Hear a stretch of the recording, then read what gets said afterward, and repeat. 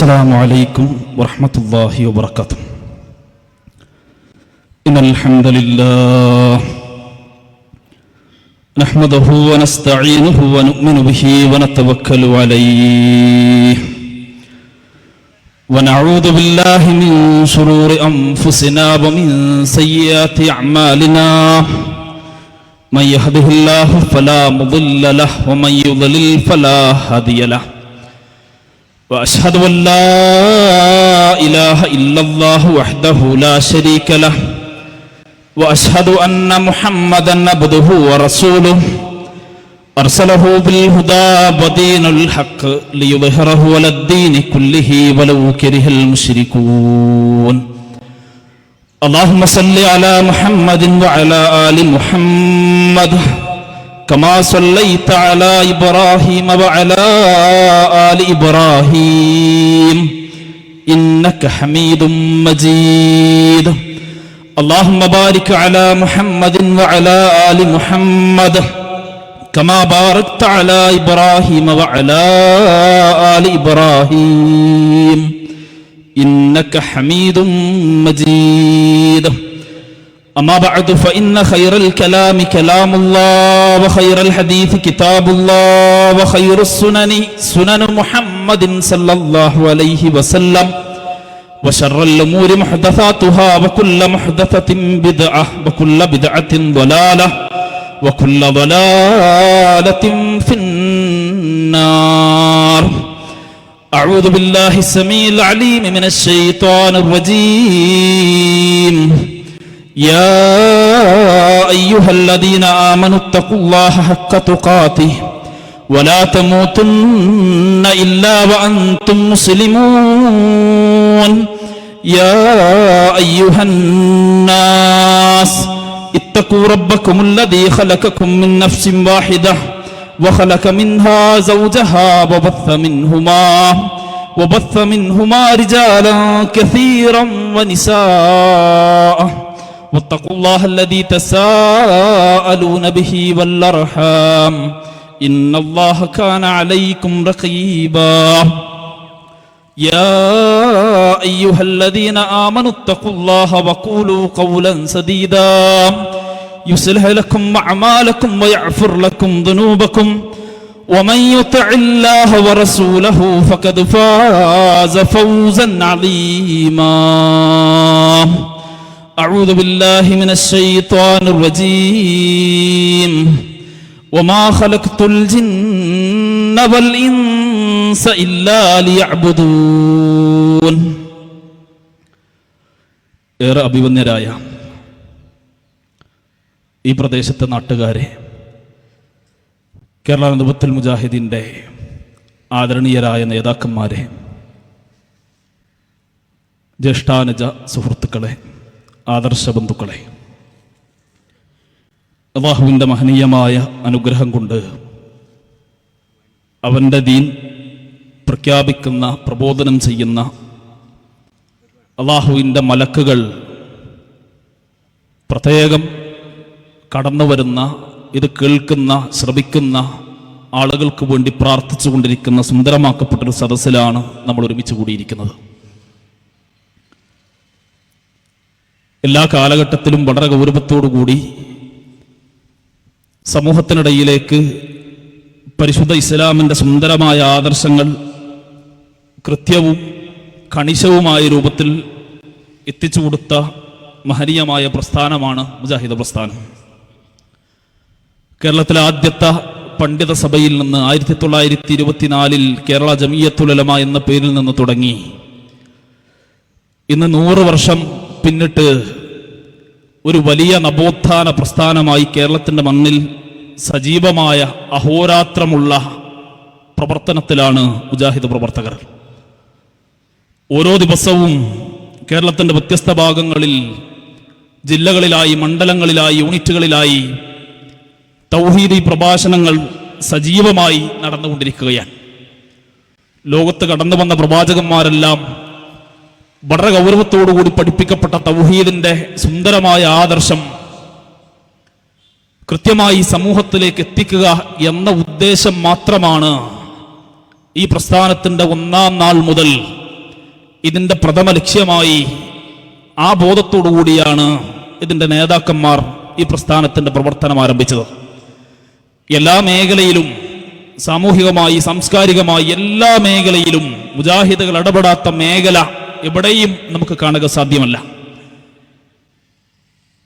കഴിഞ്ഞ വെള്ളിയാഴ്ച രാവിൽ ബഹുമാന്യനായ കേരള ജമിയത്തുൽ ഉലമയുടെ ബഹുമാന്യ പണ്ഡിതൻ എം മുഹമ്മദ് മദനി റബ്ബിന്റെ വിളിക്കുത്തരം നൽകി അദ്ദേഹം ചെയ്ത കർമ്മങ്ങൾക്ക് പ്രതിഫലം വാങ്ങാനായി റബ്ബിലേക്ക് യാത്രയായി. ഇസ്ലാമിക ചരിത്രത്തിൽ മുബാഹല എന്ന് പറയപ്പെടുന്ന ഒരു ശ്രദ്ധേയമായ പ്രാർത്ഥന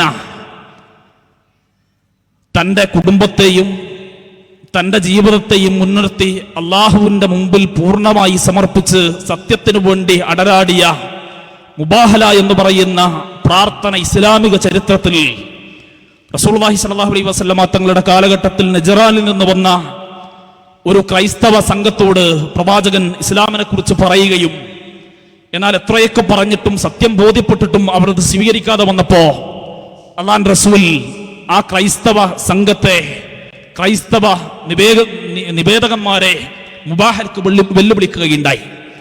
ആദ്യം അവർ വെല്ലുവിളി ഏറ്റെടുക്കുകയും അങ്ങനെ അതിന്റെ അടിസ്ഥാനത്തിൽ ആദ്യം നിർണയിക്കപ്പെട്ട സമയത്ത്, സ്ഥലത്ത് റസൂലുള്ളാഹി സ്വല്ലല്ലാഹു അലൈഹി വസല്ലമ തങ്ങൾ അലി റളിയല്ലാഹു അൻഹുവിനെയും ഫാത്തിമ റളിയല്ലാഹു അൻഹയെയും ഹസൻ ഹുസൈൻ റളിയല്ലാഹു അൻഹുവ തന്റെ കുടുംബത്തെ കൂട്ടി പ്രവാചകൻ ആ പ്രാർത്ഥനാ സദസ്സിനു വേണ്ടി ആ സ്ഥലത്ത് ഒത്തുകൂടിയപ്പോ ക്രൈസ്തവർ റസൂലുള്ളാഹി സ്വല്ലല്ലാഹു അലൈഹി വസല്ലമ തങ്ങളുടെ മുഹമ്മദ് നബിയുടെ പ്രവാചകത്വത്തെ കൃത്യമായി മനസ്സിലാക്കുകയും ആ പ്രവാചകനെങ്ങാനും തങ്ങൾക്കെതിരിൽ പ്രാർത്ഥിച്ചാൽ പൂർണ്ണമായ നാശമാണ് ഉണ്ടായിരിക്കുക എന്ന് മനസ്സിലാക്കുകയും ചെയ്ത് പല ഒടിവുകടിവുകളും പറഞ്ഞ് അവരതിൽ നിന്ന് പിന്നോട്ടെടുക്കുകയുണ്ടായി. അഥവാ ആ മുബാഹല അവിടെ നടന്നില്ല എന്നർത്ഥം. അവിടെ നിന്നിങ്ങോട്ട് നമ്മൾ ചരിത്രം പരിശോധിച്ചാൽ പിന്നീട് മുബാഹല നടക്കുന്നത് 1989 മലപ്പുറം ജില്ലയിലെ കൊടിയത്തൂരിലാണ്. റസൂലുള്ളാഹി സ്വല്ലല്ലാഹു അലൈഹി വസല്ലമ തങ്ങളുടെ പ്രവാചകത്വത്തെ നിഷേധിച്ച് പ്രവാചകൻ അന്തിമ മുഹമ്മദ് നബി സല്ലല്ലാഹു അലൈഹി വസല്ലമ തങ്ങൾ അന്തിമ പ്രവാചകനാണ്, ഖാത്തമുർ റസൂലാണ്. പ്രവാചകന്മാർ അല്ലാഹു സുബ്ഹാനഹു വ തആല ലോകത്ത് നിയോഗിക്കപ്പെട്ട 1.25 ലക്ഷത്തിലും പരം പ്രവാചകന്മാരിൽ ഏറ്റവും അവസാനത്തെ കണ്ണിയാണ് മുഹമ്മദ് റസൂൽ എന്ന ഷഹാദത്തിന്റെ ഏറ്റവും അർത്ഥഗർഭമുള്ള മൂല്യത്തെ മിർസാ ഗുലാം മുഹമ്മദ് ഖാദിയാനി എന്ന് പറയുന്ന ഒരു കള്ളപ്രവാചകനിലൂടെ കടന്നു വന്ന് ഖാദിയാനി എന്ന് പറയുന്ന വിഭാഗം സമൂഹത്തിൽ തെറ്റിദ്ധാരണ നടത്തിയപ്പോ ഖാദിയാനികളുടെ അന്നത്തെ അമീർ ലോകത്തെ മുഴുവൻ മുസ്ലിമീങ്ങളെയും മുബാഹലക്ക് വേണ്ടി വെല്ലുവിളിച്ചപ്പോ കേരളത്തിൽ നിന്ന് ഇന്നത്തെ മുജാഹിദ് പ്രസ്ഥാനത്തിന്റെ പണ്ഡിത സഭയായ കേരള ജമിയത്തുൽ ഉലമയുടെ ബഹുമാന്യനായ എം മുഹമ്മദ് മദനി റഹിമഹുള്ള ആ വെല്ലുവിളി ഏറ്റെടുക്കുകയും കടവത്തൂരിന്റെ മണ്ണിൽ അവിടെ കൃത്യമായ രൂപത്തിൽ ആ മുബാഹല നടക്കുകയും ചെയ്തു. ഇന്നും ചരിത്രത്തിൽ തങ്കലിപികളാൽ ആലേപനം ചെയ്യപ്പെട്ട് കിടക്കുന്ന മുജാഹിദ് പ്രസ്ഥാനത്തിന്റെ പണ്ഡിതന്മാരുടെ പ്രവർത്തനവും അവരുടെ അഹോരാത്രമുള്ള പ്രവർത്തനത്തിന്റെ കൃത്യമായ രൂപവും രേഖയും ഒരാൾക്കും നിഷേധിക്കാൻ കഴിയാത്ത രൂപത്തിൽ രേഖപ്പെട്ട് കിടക്കുകയാണ്. ബഹുമാന്യനായ പണ്ഡിതൻ കഴിഞ്ഞ ദിവസങ്ങളിലായി നമ്മളിൽ നിന്ന് യാത്രയായി. അല്ലാഹു സുബ്ഹാനഹു വ തആല അദ്ദേഹത്തിന്റെ കർമ്മങ്ങളെല്ലാം സ്വാലിഹായ അമലായി സ്വീകരിക്കട്ടെ. അദ്ദേഹത്തിന്റെ ഖബർ റബ്ബ് വിശാലമാക്കി കൊടുക്കട്ടെ. ഈ രൂപത്തിൽ എല്ലാ മേഖലയിലും സാമൂഹികമായ ഉന്നമനത്തിനു വേണ്ടി തൗഹീദിന്റെ സുന്ദരമായ പ്രഖ്യാപനം ജനങ്ങളിലേക്ക് എത്തിച്ച് ഏതെല്ലാം രൂപത്തിൽ ജനങ്ങളെ പരിവർത്തിപ്പിച്ചെടുക്കാൻ കഴിയുമോ ആ രൂപത്തിലെല്ലാം പരിവർത്തനത്തിന് വേണ്ടി ശ്രമിച്ച മഹത്തായ പ്രസ്ഥാനമാണ് മുജാഹിദ് പ്രസ്ഥാനം. നമ്മളിങ്ങനെ കൃത്യമായ രൂപത്തിൽ പരിശോധിച്ചാൽ ബഹുമാന്യനായ എ.പി. അബ്ദുൽ ഖാദർ മൗലവി റഹിമഹുള്ള പറഞ്ഞ പോലെ ഒരു രൂപത്തിലല്ലെങ്കിൽ മറ്റൊരു രൂപത്തിൽ കേരളത്തിലുള്ള ഓരോ മുസൽമാനും മുജാഹിദാണെന്നാണ്. ഇന്ന് കേരളത്തിലെ ഒരു മുസ്ലിം പുരുഷന്റെ, ഒരു മുസ്ലിം ചെറുപ്പക്കാരന്റെ തലയിൽ മുടി വളരുന്നുണ്ടെങ്കിൽ അതിന് കാരണം മുജാഹിദ് പ്രസ്ഥാനത്തിന്റെ പ്രവർത്തനമാണ്. ഒരു കാലഘട്ടത്തിൽ തലയിൽ മുടി വെച്ചാൽ അവൻ കാഫിറാണ് എന്ന് ചാപ്പകുത്തിയിരുന്ന ഒരു കാലഘട്ടം കേരളീയ മുസ്ലിം സമൂഹത്തിനിടയിൽ കഴിഞ്ഞു പോയിട്ടുണ്ട്. അതുകൊണ്ട് തന്നെ ഈ പ്രസ്ഥാനത്തിന്റെ പ്രവർത്തനങ്ങളെ ആ രൂപത്തിൽ നോക്കിക്കാണണമെന്നാണ് വളരെ ആത്മാർത്ഥമായി സൂചിപ്പിക്കാനുള്ളത്. സ്ത്രീ വിദ്യാഭ്യാസത്തെ ശക്തമായ രൂപത്തിൽ എതിർത്തിരുന്ന, സ്ത്രീകൾക്ക് അക്ഷര വിദ്യാഭ്യാസം പഠിക്കൽ ഹറാമാണ് എന്ന് സമ്മേളനങ്ങളിലൂടെ ഫത്വ കൊടുത്തിരുന്ന ഒരു സമൂഹത്തിൽ നിന്ന് അതേ പറയുന്ന ആളുകളെ കൊണ്ട് സ്ത്രീകൾക്കുള്ള വിദ്യാഭ്യാസം പണിയിപ്പിച്ചെടുത്ത നവോത്ഥാന പ്രസ്ഥാനത്തിന്റെ ഒരു പേരുണ്ടെങ്കിൽ അത് കേരള നദുവത്തുൽ മുജാഹിദീൻ എന്നതു മാത്രമാണ് എന്ന തിരിച്ചറിവ് ഈ നാട്ടിലെ പ്രിയപ്പെട്ട ഈ ശബ്ദം കേൾക്കുന്ന ആളുകൾക്കുണ്ടാവണമെന്ന് വിനീതമായി ഓർമ്മപ്പെടുത്തുകയാണ്. ആരോടും വിദ്വേഷത്തിനോ വെറുപ്പിനോ ആരെയും കുറ്റം പറയാനോ അല്ല ഇത്. റസൂലുള്ളാഹി സ്വല്ലല്ലാഹു അലൈഹി വസല്ലമ തങ്ങൾ പഠിപ്പിക്കപ്പെട്ട പോലെ അൽ ഉലമാഉ വറസത്തുൽ അംബിയാ, ഉലമാക്കൾ എന്ന് പറഞ്ഞാൽ അമ്പിയാക്കന്മാരുടെ പിന്തലമുറക്കാരാണ്. അമ്പിയാക്കന്മാർ ഈ സമൂഹത്തിൽ നിറവേറ്റിയ കൃത്യമായ ദൗത്യത്തെ ഏറ്റെടുത്ത് നെഞ്ചിലേറ്റി സമൂഹത്തിൽ വിളിച്ചോതുന്നവരാണ് ഉലമാക്കൾ. അൽ ഉലമാഉ വറസത്തുൽ അംബിയാ ഇന്നൽ അംബിയാ ലം യുബരിസു ദീനാറൻ വലാ ദിർഹമാ. ഒരിക്കലും അമ്പിയാക്കന്മാർ ഈ സമൂഹത്തിൽ വിട്ടേച്ചു പോയത് ദീനാറുകളോ ദിർഹമുകളോ അല്ല. ഇന്നമാ വറസത്തുൽ ഇൽമ, അവരുടെ അനന്തര സ്വത്ത് എന്ന് പറയുന്നത് ഇൽമാണ്, അറിവാണ്. ഏത് രൂപത്തിലുള്ള അറിവാണ് അതിലേറ്റവും പരമപ്രധാനമായത് എന്ന് നമ്മൾ പരിശോധിച്ചാൽ കൃത്യമായ രൂപത്തിൽ വിശുദ്ധ ഖുർആൻ സർവ്വത സർവണം പോലെ ആ വിഷയം നമ്മെ പഠിപ്പിക്കുന്നത് കൃത്യമായ രൂപത്തിൽ കാണാം. മനുഷ്യ സൃഷ്ടിപ്പിന്റെ ലക്ഷ്യവും ബോധവും വളരെ കൃത്യമായ രൂപത്തിൽ അല്ലാഹു സുബ്ഹാനഹു വ തആല പഠിപ്പിച്ചു. ദശലക്ഷക്കണക്കിന് ജീവികൾ ജീവിക്കുന്ന ഈ പ്രപഞ്ചത്തിൽ മനുഷ്യൻ എന്ന് പറയുന്ന നിസാര വ്യക്തിയെ, നിസാര സമൂഹത്തെ അല്ലാഹു സുബ്ഹാനഹു വ തആല ഇതര ജീവജാലങ്ങളിൽ നിന്ന് വളരെ വ്യത്യസ്തമായ രൂപത്തിൽ സൃഷ്ടിച്ചു. മറ്റു ജീവജാലങ്ങൾക്കൊന്നും നൽകാത്ത ഒരുപാട് അനുഗ്രഹങ്ങൾ മനുഷ്യന് മാത്രം അല്ലാഹു സുബ്ഹാനഹു വ തആല നൽകി. അല്ലാഹുവിന്റെ പരമപ്രധാനമായ വിശാലമായ പ്രപഞ്ചത്തിൽ ലക്ഷക്കണക്കിന് ഗാലക്സികളിലെ മിൽക്കി വേ എന്നറിയപ്പെടുന്ന ഒരു ഗാലക്സിയിലെ ഒരുപാട് ഭ്രമണപഥങ്ങൾ, അതിൽ സൂര്യനെ ചുറ്റിക്കൊണ്ടിരിക്കുന്ന 8ഓളം ഗ്രഹങ്ങൾ, അതിൽ ഭൂമി എന്നറിയപ്പെടുന്ന ഒരു ഗ്രഹം, ആ ഭൂമിയിൽ തന്നെ 2/3 ഭാഗവും വിശാലമായ സമുദ്രമാണ്. അതിന്റെ ബാക്കി വരുന്ന കരഭാഗത്തെ 7ഓളം വൻകരകളിലെ ഏഷ്യ എന്ന് പറയുന്ന വൻകരയിലെ, ഇന്ത്യ എന്ന് പറയുന്ന രാജ്യത്തെ, കേരളം എന്ന് പറയുന്ന സംസ്ഥാനത്തിൽ, മലപ്പുറം എന്ന് പറയുന്ന ജില്ലയിൽ, കാട്ടിലങ്ങാടി എന്ന് പറയുന്ന ഈ പ്രദേശത്ത് ജീവിക്കുന്ന നമ്മെ സംബന്ധിച്ചിടത്തോളം അല്ലാഹു സുബ്ഹാനഹു വ തആലയുടെ പരമപ്രധാനമായ വിശാലമായ സുദീർഘമായ പ്രപഞ്ചത്തിൽ വളരെ നിസാരന്മാരാണ് മനുഷ്യർ. എന്നാൽ ഇതര ജീവജാലങ്ങൾക്കൊന്നും നൽകാത്ത ഒരുപാട് അനുഗ്രഹങ്ങൾ ഈ നിസാരമായ ഇരുകാലിക്ക് അള്ളാഹു നൽകിയതിന്റെ പ്രഥമ ബോധം എന്തിനാണ് ഇത്രയേറെ സൗകര്യങ്ങളോടുകൂടി ഇതര ജീവജാലങ്ങൾക്കൊന്നും നൽകാത്ത വിശേഷ ബുദ്ധി എന്ന വലിയ അനുഗ്രഹം മനുഷ്യന് മാത്രമാണ് അള്ളാഹു നൽകിയത്. മനുഷ്യനേക്കാൾ ശക്തി കൊണ്ടും വലുപ്പം കൊണ്ടും ഉന്നതിയിൽ നിൽക്കുന്ന അനേകം ജീവജാലങ്ങൾ, അവയെല്ലാം മനുഷ്യന്റെ കൈപ്പിടിയിൽ ഒതുക്കാൻ കഴിയുന്ന രൂപത്തിൽ അള്ളാഹു മനുഷ്യനെ കൃത്യമായ രൂപത്തിൽ വിധാനിച്ചു. അവന് കടിക്കാൻ ഭക്ഷണം തന്നു, ശ്വസിക്കാൻ വായു തന്നു, ഏറ്റവും നല്ല കാലാവസ്ഥയിൽ മനുഷ്യന് പിടിച്ചു നിൽക്കാനുള്ള ആരോഗ്യശേഷി പടച്ച റബ്ബ് തന്നതിന്റെ റബ്ബ് അനുഗ്രഹങ്ങളെല്ലാം കനിഞ്ഞേകിയതിന്റെ ഉദ്ദേശം പടച്ച റബ്ബ് കൃത്യമായി ഖുർആനിലൂടെ പഠിപ്പിക്കുന്നു. വമാ ഖലഖ്തുൽ ജിന്ന വൽ ഇൻസ ഇല്ലാ ലിയഅ്ബുദൂൻ. മനുഷ്യവർഗത്തെയും ജിന്നവർഗത്തെയും സൃഷ്ടിച്ചതിന്റെ പ്രഥമ ലക്ഷ്യം സമ്പത്തുണ്ടാക്കാനല്ല, സ്ഥാനമാനങ്ങൾ വാരിക്കൂട്ടാനല്ല, സ്വാധീനം ഉണ്ടാക്കാനല്ല, ജീവിതത്തിൽ ഭൗതികമായ എന്തെങ്കിലും ഉയർച്ചയ്ക്ക് വേണ്ടിയിട്ടല്ല. വമാ ഖലഖ്തുൽ ജിന്ന വൽ ഇൻസ ഇല്ലാ ലിയഅ്ബുദൂൻ. മനുഷ്യവർഗത്തെയും ജിന്നവർഗത്തെയും സൃഷ്ടിച്ചതിന്റെ പ്രഥമ ലക്ഷ്യം അള്ളാഹുവിനെ മാത്രം ആരാധിക്കാനാണ്. അള്ളാഹുവിനെ ആരാധിക്കാൻ വേണ്ടിയിട്ടല്ലാതെ മനുഷ്യരെയും ജിന്നുകളെയും സൃഷ്ടിക്കപ്പെട്ടിട്ടില്ലെന്ന് പരിശുദ്ധ ഖുർആനിലൂടെ അല്ലാഹു സുബ്ഹാനഹു വ തആല പഠിപ്പിക്കുകയാണ്. പ്രിയമുള്ളവരെ, ഈ ആദർശമാണ്, ഈ പണിക്ക് വേണ്ടിയിട്ടാണ് അള്ളാഹുവിനെ മാത്രം ആരാധിക്കലാണ് നമ്മുടെ ജീവിതത്തിന്റെ ആകത്തുക എന്ന് ഖുർആൻ വളരെ കൃത്യമായ രൂപത്തിൽ നമ്മളെ പഠിപ്പിക്കുകയാണ്. ഓരോ മുസ്ലിമിനെ സംബന്ധിച്ചിടത്തോളം നമ്മൾ ഓരോരുത്തരും കൃത്യമായി, കണിശമായി, നിർബന്ധമായി നിർവഹിക്കപ്പെടേണ്ടുന്ന ആരാധനാക്രമങ്ങളിൽ ഏറ്റവും ശ്രേഷ്ഠമായതാണ് നമസ്കാരം. നമസ്കാരം എന്ന് ആരാധനാക്രമത്തിന്റെ പ്രത്യേകത നമുക്കറിയാം. ഇതര ആരാധനാക്രമങ്ങൾക്കെല്ലാം ഇസ്ലാമിൽ ഇളവുണ്ട്. സമ്പത്ത് ഉണ്ടെങ്കിലേ, നിസാബെത്തിയാലേ ഒരുത്തൻ സക്കാത്ത് നൽകേണ്ടതുള്ളൂ. മുസ്ലിമായി എന്ന പേരിൽ എല്ലാവരും സക്കാത്ത് നൽകേണ്ടതില്ല. സമ്പത്ത് അവന്റെ നിസാബെത്തിയാൽ മാത്രമേ അവൻ സക്കാത്ത് നൽകേണ്ടതുള്ളൂ. സമ്പത്തുള്ളവൻ, യാത്രാ സൗകര്യമുള്ളവൻ, ആരോഗ്യമുള്ളവൻ മാത്രമേ ഹജ്ജ് ചെയ്യേണ്ടതുള്ളൂ. റമദാനിലെ നോമ്പ് അവന് റമദാനിൽ രോഗമാണെങ്കിൽ പിറ്റത്തെ റമദാൻ വരുമ്പോഴേക്കത് നോറ്റുവീട്ടിയാൽ മതിയാവും. ഈ രൂപത്തിൽ ഇതര ആരാധനാക്രമങ്ങൾക്കെല്ലാം ഇസ്ലാമിൽ ഇളവുണ്ട്. എന്നാൽ നമസ്കാരം എന്ന് പറയുന്ന ആരാധനാക്രമം ബോധമുണ്ടോ, ബുദ്ധിയുണ്ടോ? നമസ്കരിക്കൽ ഓരോ വിശ്വാസിയുടെയും ബാധ്യതയാണ്. ലോകത്തിന്റെ ഏതൊക്കെ കോണിലാണെങ്കിലും 5 വക്ത് നേരത്തെ നമസ്കാരത്തിന് ഒരു ഇളവും പരിശുദ്ധ ഖുർആൻ നൽകിയില്ല. ഇന്ന അവ്വല മാ യുഹാസിബു ബിഹി അൽ അബ്ദു യൗമൽ ഖിയാമ. തൗഹീദ് ഉണ്ടെങ്കിൽ ഒരു മനുഷ്യനോട് പരലോകത്ത് ആദ്യമായി ചോദ്യം ചെയ്യപ്പെടുന്ന ആരാധനാക്രമം നമസ്കാരമായിരിക്കുമെന്ന് റസൂലുള്ളാഹി സ്വല്ലല്ലാഹു അലൈഹി വസല്ലം തങ്ങൾ പഠിപ്പിച്ചു. അത്രയേറെ പ്രാധാന്യത്തോടു കൂടി ഓരോ മുസൽമാനും 5 വക്ത് നേരത്തെ നമസ്കാരത്തിൽ നിർവഹിക്കുന്ന പ്രാരംഭ പ്രാർത്ഥനയിൽ പഠിപ്പിക്കാനായി ചൊല്ലാനായി ഒരു പ്രാർത്ഥന റസൂലുള്ളാഹി സ്വല്ലല്ലാഹു അലൈഹി വസല്ലം തങ്ങൾ പഠിപ്പിക്കുന്നത് കൃത്യമായി കാണാൻ കഴിയും.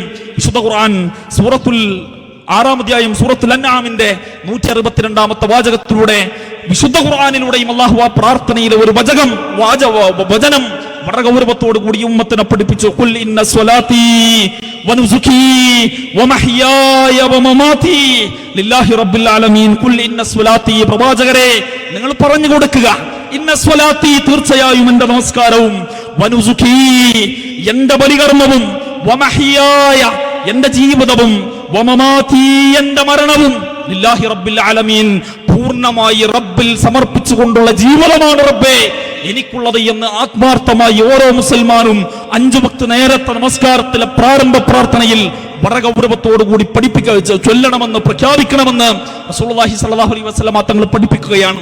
പരിശുദ്ധ ഖുർആനിലുള്ള അല്ലാഹു സുബ്ഹാനഹു വ തആല അതേ വചനങ്ങളിലൂടെ നമുക്ക് ബോധ്യപ്പെടുത്തി തരികയാണ്. അതുകൊണ്ട് തന്നെ നമ്മുടെ ജീവിതം പൂർണ്ണമായ രൂപത്തിൽ അള്ളാഹുവിൽ വഴിപ്പെട്ട് അള്ളാഹുവിനെ മാത്രം ആരാധിച്ച് ജീവിക്കൽ മനുഷ്യന്റെ ബാധ്യതയാണ്. ലോകത്ത് കടന്നു വന്ന പ്രവാചകന്മാരെല്ലാം പ്രവാചകന്മാരുടെ പ്രബോധന ദൗത്യത്തെക്കുറിച്ച് കൃത്യമായി വിശുദ്ധ ഖുർആൻ പറഞ്ഞു. 1.25 ലക്ഷത്തിൽ പ്രവാചകന്മാർ വന്നു. വിശുദ്ധ ഖുർആനിൽ പേരെടുത്തു പറഞ്ഞ 25 പ്രവാചകന്മാർ, ഈ പ്രവാചകന്മാരുടെ എല്ലാം പ്രബോധന വിഷയത്തെക്കുറിച്ച് ഖുർആൻ പഠിപ്പിച്ചു. 21-ാം അധ്യായം സൂറത്തുൽ അംബിയാഇന്റെ 25-ാമത്തെ വചനം, ഒമാ അർസൽനാ മിൻ ഖബ്ലിക മിൻ റസൂലിൻ ഇല്ലാ നൂഹി ഇലൈഹി അന്നഹു ലാ ഇലാഹ ഇല്ലാ അന ഫഅബ്ദുൻ ഒമാ അർസൽനാ മിൻ ഖബ്ലിക മിൻ റസൂലിൻ. അല്ലാഹുവിന്റെ റസൂലേ മുഹമ്മദ് നബിയെ, താങ്കൾക്ക് മുമ്പ് ഒരു പ്രവാചകനെയും ഞാൻ അയച്ചിട്ടില്ല. ഇല്ലാ നൂഹി ഇലൈഹി, അവർക്ക് ബോധനം നൽകിയിട്ടല്ലാതെ, അവർക്ക് വഹീ നൽകിയിട്ടല്ലാതെ, അന്നഹു ലാ ഇലാഹ ഇല്ലാ അന ഫഅബ്ദുൻ, അല്ലാഹു മാത്രമാണ് ആരാധ്യൻ, അല്ലാഹ് മാത്രമാണ് ആരാധ്യൻ എന്ന വഹീ നൽകിയിട്ടല്ലാതെ ഒരു പ്രവാചകനെയും അയച്ചിട്ടില്ലെന്ന് പരിശുദ്ധ ഖുർആൻ കൃത്യമായ രൂപത്തിൽ നമ്മളെ പഠിപ്പിക്കുകയാണ്. വലഖദ് ബഅസ്നാ ഫീ കുല്ലി ഉമ്മത്തിൻ റസൂല, തീർച്ചയായും ഓരോ സമൂഹത്തിലേക്കും അല്ലാഹു സുബ്ഹാനഹു വ തആല ദൂതന്മാരെ, അമ്പിയാക്കന്മാരെ പറഞ്ഞയച്ചിട്ടുണ്ട്, മുർസലീങ്ങളെ പറഞ്ഞയച്ചിട്ടുണ്ട്. അനിഅബ്ദുല്ലാഹ വജ്തനിബുത് ത്വാഊത്ത്, അവരുടെ പ്രബോധന വിഷയം, അവരുടെ വഹയിന്റെ ഏറ്റവും പ്രധാനപ്പെട്ട ആകത്തുക അനിഅബ്ദുല്ലാഹ്, അല്ലാഹുവിനെ മാത്രം ആരാധിക്കുക എന്നതാണ്. വജ്തനിബുത് ത്വാഊത്ത്, അല്ലാഹുവല്ലാത്ത ശക്തികളെ, അല്ലാഹുവല്ലാത്ത സൃഷ്ടിജാലങ്ങളിൽ അവലംബം പ്രാപിക്കാതെ അല്ലാഹുവിനെ മാത്രം ആരാധിക്കണമെന്ന് പ്രഖ്യാപിക്കാനാണ് ലോകത്തെ പ്രവാചകന്മാരെല്ലാം കടന്നു വന്നതെന്ന് ഖുർആൻ ആവർത്തിച്ച് ഒരുപാട് ആയത്തുകളിലൂടെ നമ്മളെ ഉണർത്തുകയാണ്. അപ്പൊ അതുകൊണ്ട് തന്നെ ആ പ്രവാചകന്മാരുടെ പ്രബോധന ദൗത്യത്തെ, പ്രബോധന വിഷയത്തെ നെഞ്ചിലേറ്റൽ ഓരോ മുസ്ലിമിന്റെയും ബാധ്യതയാണ്. അള്ളാഹുവിന്റെ ഏകത്വത്തെ കുറിച്ച്, അള്ളാഹുവിന്റെ വിശേഷണങ്ങളെ കുറിച്ചെല്ലാം വിശുദ്ധ ഖുർആനിന്റെ അനേകം വചനങ്ങളിൽ കാണാം. അള്ളാഹു ഏകനാണ്. അള്ളാഹുവിന്റെ ഏകത്വത്തെ കുറിച്ച് ഖുർആനിന്റെ അനേകം വചനങ്ങൾ. ഖുൽ, പ്രവാചകരെ നിങ്ങൾ പറയുക, ഹുവല്ലാഹു അഹദ്, അള്ളാഹു ഒരുവനാണ്, അള്ളാഹു ഏകനാണ്. ആ ഏകനായ ഒരുവനായ സൃഷ്ടാവിനെ മാത്രം നിങ്ങൾ വിളിച്ചാരാധിക്കുക. ഇലാഹുക്കും ഇലാഹും വാഹിദ്, നിങ്ങളുടെ ഇലാഹ്, നിങ്ങളുടെ ആരാധ്യൻ അവൻ ഒരുവനാണ്. ലാ ഇലാഹ ഇല്ലാഹു റഹ്മാനുർ റഹീം, അത് റഹ്മാനും റഹീമുമായ പടച്ച റബ്ബല്ലാതെ മറ്റാരുമല്ല. ആ ഏകനായ ദൈവത്തെ നിങ്ങൾ ആരാധിക്കുക. ഇങ്ങനെ ഒരുപാട് ആയത്തുകൾ ഖുർആനിൽ കാണാം അല്ലാഹുവിന്റെ ഏകത്വത്തെ കുറിച്ച്. ഇത് കേവലം വിശുദ്ധ ഖുർആനിൽ മാത്രമല്ല. നമ്മൾ പറഞ്ഞല്ലോ, ഏകദേശം 1.25 ലക്ഷത്തിൽ പരം പ്രവാചകന്മാർ ഭൂമി ലോകത്ത് കടന്നു വന്നു. ഇന്ന് ഭൂമിയിൽ വേദഗ്രന്ഥങ്ങളാണെന്ന് വിശേഷിപ്പിക്കപ്പെടുന്ന ഇതര മതസ്ഥരുടെ വേദഗ്രന്ഥങ്ങൾ നമ്മൾ പരിശോധിച്ചാലും ഈ ഏകദൈവത്വത്തെക്കുറിച്ചുള്ള, ഏകദൈവ വിശ്വാസത്തെക്കുറിച്ചുള്ള കൃത്യമായ അധ്യാപനങ്ങളെ നമുക്ക് വായിച്ചെടുക്കാൻ കഴിയും. ബൈബിളിലെ ആവർത്തന പുസ്തകം 11-ാം അധ്യായം 11-ാം സൂക്തം, യഹോവ അവൻ ഏകനാകുന്നു, അവനെ മാത്രമേ നിങ്ങൾ ആരാധിക്കാവൂ എന്ന് ബൈബിൾ പറയാണ്. നമ്മുടെ നാട്ടിൽ അഖണ്ഡനാമയജ്ഞം എന്ന പേരിൽ അമ്പലങ്ങളിൽ നിന്ന് നമ്മൾ ചില ഗദ്യങ്ങൾ രാവിലെ മുതൽ, അവ്വൽ സുബഹ് മുതൽ, പുലർച്ച മുതൽ വൈകിട്ട് വരെ നമ്മൾ കേൾക്കാറുണ്ട്. ചില പ്രത്യേക ദിവസങ്ങളിൽ ഭൂതനാഥ സദാനന്ദ സർവഭൂതദയാപര രക്ഷരക്ഷ മഹാപാപോ ശാസ്ത്രേ തുഭ്യം നമോ നമ. ഭൂതനാഥ സദാനന്ദ, സർവ ഭൂമിയുടെയും സൃഷ്ടാവായ ഭൂതൻ, ഭൂതനാഥ സദാനന്ദ, സർവഭൂതദയാപര, എല്ലാത്തിനെയും സൃഷ്ടിച്ചു പരിപാലിക്കുന്ന ആ ദൈവം, ഭൂതനാഥ സദാനന്ദ സർവഭൂതദയാപര, രക്ഷ മഹാപാപോ ശാസ്ത്രേ തുഭ്യം നമോ നമ. ആ ഏകനായ ഒരുവനായ ദൈവത്തിലാണ് മുഴുവൻ രക്ഷയുമെന്ന് ഇതര മതസ്ഥരുടെ വേദഗ്രന്ഥങ്ങളിൽ, ശ്ലോകങ്ങളിൽ നമ്മൾ വായിച്ചെടുക്കുകയാണ്. ഇതേ രൂപത്തിൽ ഋഗ്വേദം നതസ്യ പ്രതിമാസി, ദൈവത്തിനു പ്രതിമയില്ല, ഒരു പ്രതിമയില്ലാത്ത, രൂപമില്ലാത്ത, ചിത്രമില്ലാത്ത ആ ദൈവത്തെ ആരാധിക്കൂ എന്ന് ഇതര മതഭേദഗ്രന്ഥങ്ങളടക്കം പഠിപ്പിക്കാൻ. അപ്പൊ ഏകദൈവ വിശ്വാസം എന്ന് പറയുന്നത് ലോകത്ത് കടന്നു വന്ന പ്രവാചകന്മാരുടെ എല്ലാം പ്രബോധന ദൗത്യമായിരുന്നു എന്ന ആ വിഷയത്തെ കുറിച്ച് പഠിക്കുന്ന, കേവലം വിശുദ്ധ ഖുർആനിൽ നിന്ന് മാത്രമല്ല ഇതര മതഭേദഗ്രന്ഥങ്ങളിൽ നിന്ന് വേദഗ്രന്ഥങ്ങളെ കണ്ണോടിക്കുന്ന ഏതൊരു മനുഷ്യനും കാണാൻ കഴിയും. അതുകൊണ്ട് തന്നെ ആ ദൗത്യത്തെ, ആ വിഷയത്തെ വളരെ ഗൗരവത്തോടു കൂടി കാണാൻ നമുക്ക് ഓരോരുത്തർക്കും കഴിയേണ്ടതുണ്ട്. എന്നാൽ ഇതര സമൂഹങ്ങളിലെല്ലാം അന്ധവിശ്വാസങ്ങളും അനാചാരങ്ങളും വളർന്നു വന്ന പോലെ മുസ്ലിം ഉമ്മത്തിനിടയിലും ഒരുപാട് അന്ധവിശ്വാസങ്ങൾ, ഒരുപാട് അനാചാരങ്ങൾ പല രൂപത്തിൽ, പല കോലത്തിൽ, പല ഭാവത്തിൽ കടന്നു വരുന്നത് നമുക്ക് കാണാൻ കഴിയും. വിശുദ്ധ ഖുർആനിന്റെ സുന്ദരമായ പ്രഖ്യാപനങ്ങൾക്കെതിരെ റസൂലുള്ളാഹി സ്വല്ലല്ലാഹു അലൈഹി വസല്ലമ തങ്ങൾ 63 കൊല്ലം ജീവിച്ചു. 23 കൊല്ലം വഹിയുള്ള പ്രവാചകനായി, നബിയായി റസൂൽ ജീവിച്ചു. പ്രവാചകൻ തന്റെ ജീവിതത്തിൽ ഒന്നും പഠിപ്പിക്കാത്ത, പ്രവാചകന്റെ കാലശേഷം വർഷങ്ങളോളം ജീവിച്ച, സ്വഹാബത്തിന് കേട്ടുകേൾവിയില്ലാത്ത, പരിചയമില്ലാത്ത ഒരുപാട് ആദർശങ്ങൾ, ഒരുപാട് വിശ്വാസങ്ങൾ, പരിശുദ്ധ ദീനിന്റെ മേലിൽ കെട്ടിവെക്കുന്ന ഒരുപാട് അന്ധവിശ്വാസങ്ങൾ, അനാചാരങ്ങളെ ദിനേന നമ്മൾ കണ്ടുകൊണ്ടിരിക്കുകയാണ്. മാല എന്ന പേരിൽ, മൗലീദ് എന്ന പേരിൽ, ഖുതുബിയ്യത്ത് എന്ന പേരിൽ, റാത്തീബ് എന്ന പേരിൽ വിശുദ്ധ ഖുർആനിനെതിരെ നിൽക്കുന്ന, പരിശുദ്ധ ദീനിന്റെ സുന്ദരമായ ആദർശങ്ങൾക്ക് ഘടകവിരുദ്ധമായ ഒരുപാട് ഗദ്യങ്ങൾ, പദ്യങ്ങൾ നമ്മൾ കാണുകയാണ്. നമ്മുടെ വീട്ടിലെ പ്രിയപ്പെട്ട ഉമ്മമാർ ഏറെ പുണ്യത്തോടു കൂടി കാണുന്ന മൊയ്യൊന്നും കൂടാതെ പിണയാതെ സ്വന്നോർക്ക് മണിമാടം സ്വർഗത്തിൽ ന്യായം കൊടുക്കുമേ. ഈ മാലയും മൗലൂദൊക്കെ തെറ്റുകൂടാതെ കൃത്യമായ ഹറക്കത്തൊക്കെ മനസ്സിലാക്കി, തെറ്റൊന്നുമില്ലാതെ തെജിബീദോടുകൂടി മൊയ്യൊന്നും കൂടാതെ പിണയാതെ സ്വന്നോർക്ക് മണിമാടം സ്വർഗത്തിൽ ന്യായം കൊടുക്കുമേ. ഈ മാലി മൗലൂദൊക്കെ തെറ്റുകൂടാതെ ചൊല്ലിയാൽ സ്വർഗം പകരമായി ലഭിക്കും എന്നാണ് മാലക്കാർ ഈ വിഷയത്തെക്കുറിച്ച് മാലയുടെ ശ്രേഷ്ഠതയായി പറയുന്നത്. യഥാർത്ഥത്തിൽ നമ്മൾ പരിശോധിച്ചാൽ പരിശുദ്ധ ഖുർആന് പോലും ഈ പ്രത്യേകതയല്ല. പരിശുദ്ധ ഖുർആൻ റസൂലുള്ളാഹി പറഞ്ഞു, അലിഫ് ലാം മീം എന്ന് പാരായണം ചെയ്താൽ അത് കേവലം ഒരു ഹറഫല്ല. അലിഫുൻ ഹറഫുൻ വലാമുൻ ഹറഫുൻ വമീമുൻ ഹറഫുൻ, ഓരോന്നും ഓരോ ഹറഫാണ്, ഓരോന്നിനും 10 വീതം പുണ്യമുണ്ട് എന്ന് റസൂൽ പഠിപ്പിച്ചു. ഇത് ഖുർആന്റെ പ്രത്യേകതയായി റസൂൽ പറഞ്ഞതാ. എന്നാൽ ഖുർആൻ തെറ്റുകൂടാതെ നിങ്ങൾ ഓതിയാൽ, മൊയ്യൊന്നും കൂടാതെ പിണയാതെ ചൊന്നോർക്ക്, ഖുർആൻ മൊയ്യൊന്നും കൂടാതെ പിണയാതെ ചൊന്നാൽ അഥവാ ഓതിയാൽ സ്വർഗം തരാമെന്ന് അള്ളാഹു റസൂലോ പറഞ്ഞിട്ടില്ല. പക്ഷെ മാലക്കാർ പറയുന്നു, നമ്മുടെ നാട്ടിൽ കാണുന്ന മാലക്കിതാബുകൾ തെറ്റുകൂടാതെ ചൊല്ലിയാൽ സ്വർഗം പകരമായി ലഭിക്കുന്ന. ഇനി ഈ മാലപ്പാട്ടിലൂടെ നമ്മൾ കണ്ണോടിച്ചാൽ നമ്മുടെ നാട്ടിൽ മുഹീദ്ദീൻ ശൈഖിന്റെ പേരിൽ മുഹീദ്ദീൻ മാല എന്ന് പറയുന്ന ഒരു മാല, വളരെ മഷ്ഹൂറായ മാല.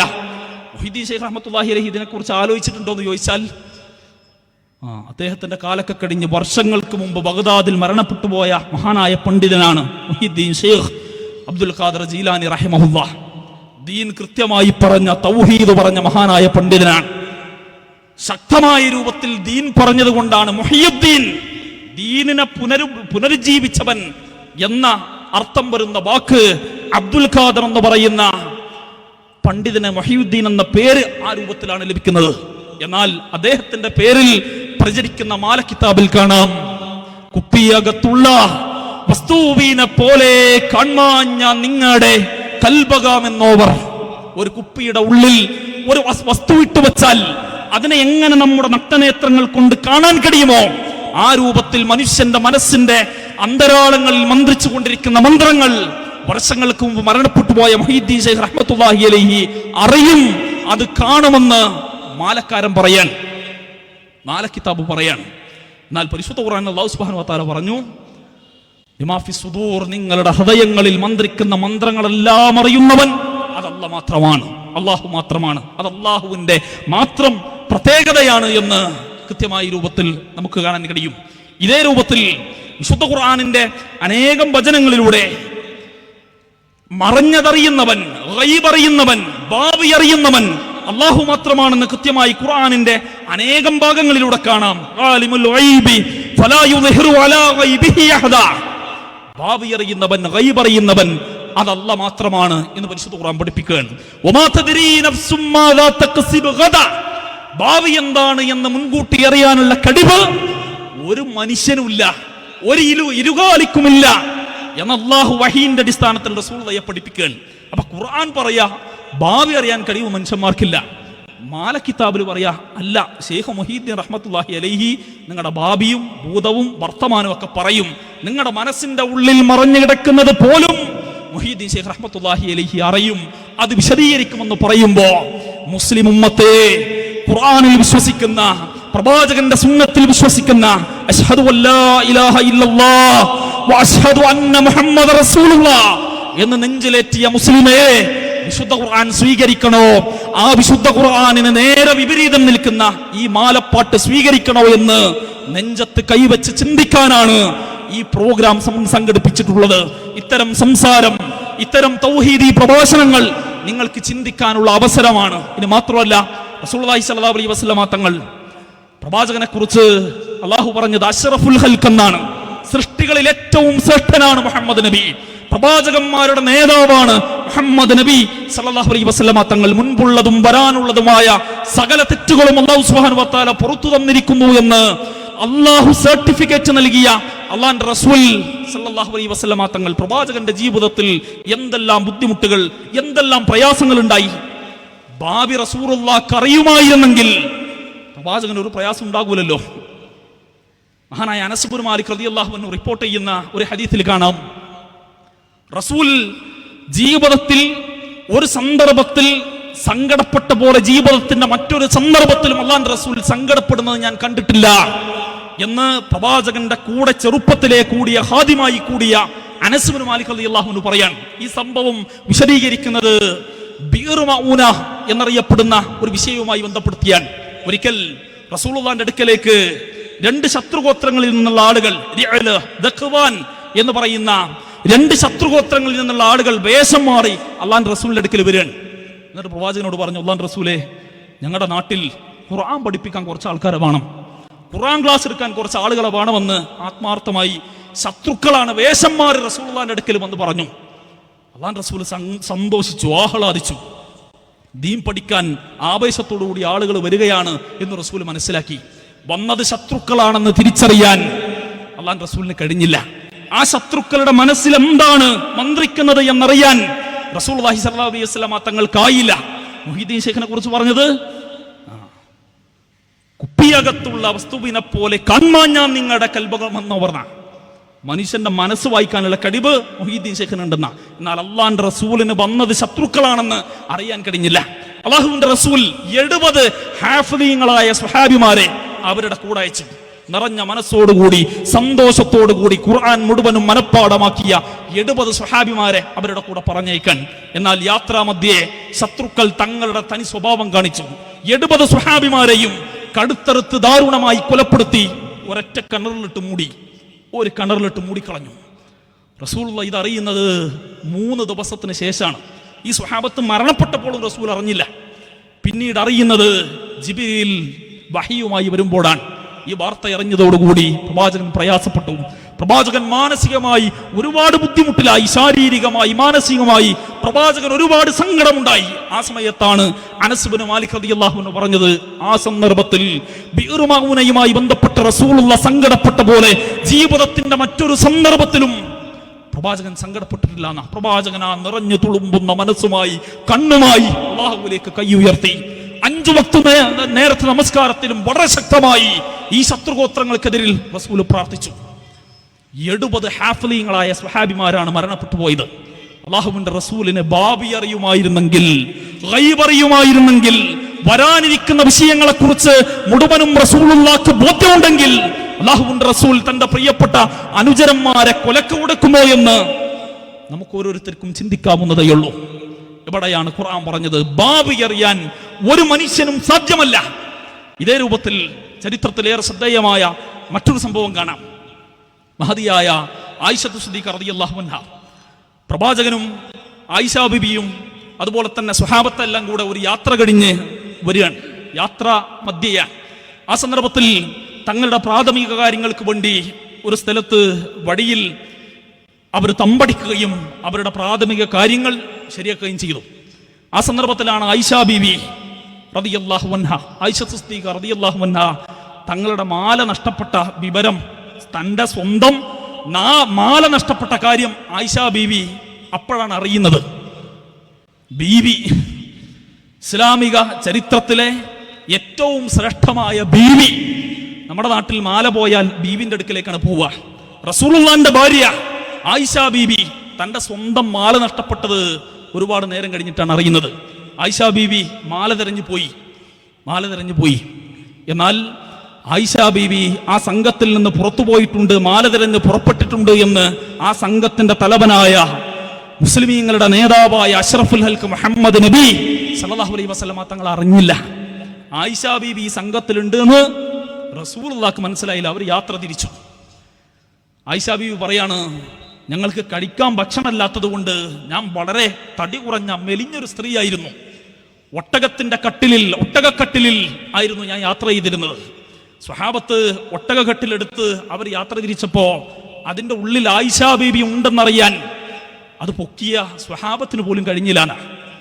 ബീവിയുണ്ട്, ആ സംഘത്തിൽ നിന്ന് ബീവി നഷ്ടപ്പെട്ടു പോയിട്ടുണ്ടെന്നറിയാൻ ആ സംഘത്തിന്റെ നേതാവിനോ അതിന്റെ അനുയായികൾക്കോ കഴിഞ്ഞില്ല എന്ന് റസൂലുള്ളാഹി സ്വല്ലല്ലാഹു അലൈഹി വസല്ലമ തങ്ങളുടെ ഹദീസുമായി ബന്ധപ്പെട്ട ആയിഷ ബീവി വിശദീകരിക്കുകയാണ്. നമ്മൾ മാല നഷ്ടപ്പെട്ടാൽ പോകുന്നത് ബീവിയുടെ അടുക്കലേക്കാണ്. അതുപോലെ തന്നെ അമ്പിയാക്കന്മാരോട് തങ്ങളുടെ ആപലാദികൾ പറയാൻ, നഷ്ടപ്പെട്ട കാര്യങ്ങൾ പറയാൻ ആത്മാർത്ഥമായി ചൊല്ലുകയാണ്. ഈ രൂപത്തിൽ അനേകം ചരിത്ര താളുകൾ, ഇസ്ലാമിക ചരിത്ര താളുകളിൽ നിന്ന് ചരിത്ര യാഥാർത്ഥ്യങ്ങളെ കൃത്യമായ രൂപത്തിൽ നമുക്ക് മനസ്സിലാക്കാൻ കഴിയും. ഒരിക്കൽ അല്ലാഹുവിന്റെ റസൂൽ ഒരു വിവാഹ വേളയിൽ ഒരു വിവാഹ സദസ്സിലേക്ക് കയറി വരുമ്പോ പ്രിയപ്പെട്ട പെൺകുട്ടികൾ, ചെറിയ പെൺകുട്ടികൾ അവിടുന്ന് പാട്ടുപാടിക്കൊണ്ടിരിക്കുകയാണ്. അവരിങ്ങനെ ശക്തമായ രൂപത്തിൽ, മനോഹരമായ രൂപത്തിൽ പാട്ടുപാടിക്കൊണ്ടിരിക്കുകയാണ്. അല്ലാഹുവിന്റെ റസൂൽ ആ സഭയിലേക്ക് കയറിയപ്പോ ആ പെൺകുട്ടികൾ ചെറുതായിട്ടൊന്ന് വരി മാറ്റി. ആ പെൺകുട്ടികൾ പാടാൻ വേണ്ടി തുടങ്ങി വരാനിരിക്കുന്നത് അറിയുന്ന, ഭാവി അറിയുന്ന, നാളെ എന്താണെന്ന് അറിയുന്ന ഒരു പ്രവാചകൻ ഞങ്ങളിലുണ്ടല്ലോ എന്ന് പ്രവാചകനെ പുകഴ്ത്തി പെൺകുട്ടികൾ പാട്ട് പാടാൻ വേണ്ടി തുടങ്ങി. അല്ലാഹുവിന്റെ റസൂൽ ഇത് കേട്ടപ്പോൾ എന്താ പറഞ്ഞ്, നിങ്ങൾ പാടിക്കോളി, എനിക്കെല്ലാം അറിയാം എന്നാണോ? അല്ലല്ലോ. ഹദീസിൽ കൃത്യമായി കാണാം, റസൂൽ തിരുത്തി, നിങ്ങൾ ഇങ്ങനെ പാടരുത്, ഇത് പാടരുത്, അത് അള്ളാന്റെ മാത്രം പ്രത്യേകതയാണെന്ന് ഇത് വിശദീകരിച്ച ഹദീസ് വിശദീകരിച്ച മഹാനായ ഇബ്നു ഹജറുൽ അസ്ഖലാനി റഹ്മത്തുള്ളാഹി അലൈഹി പോലെയുള്ള ആളുകൾ വിശദീകരിച്ചു. കൃത്യമായി ഇതേ പദം ഭാവി എന്താണ് എന്നറിയാനുള്ള കഴിവ് മനുഷ്യന്മാർക്കില്ല. അതേ പദമാണ് പെൺകുട്ടികൾ ഇവിടെ ഉപയോഗിച്ചത്. റസൂൽ ശക്തമായ രൂപത്തിൽ അതിൽ ഇടപെട്ടു.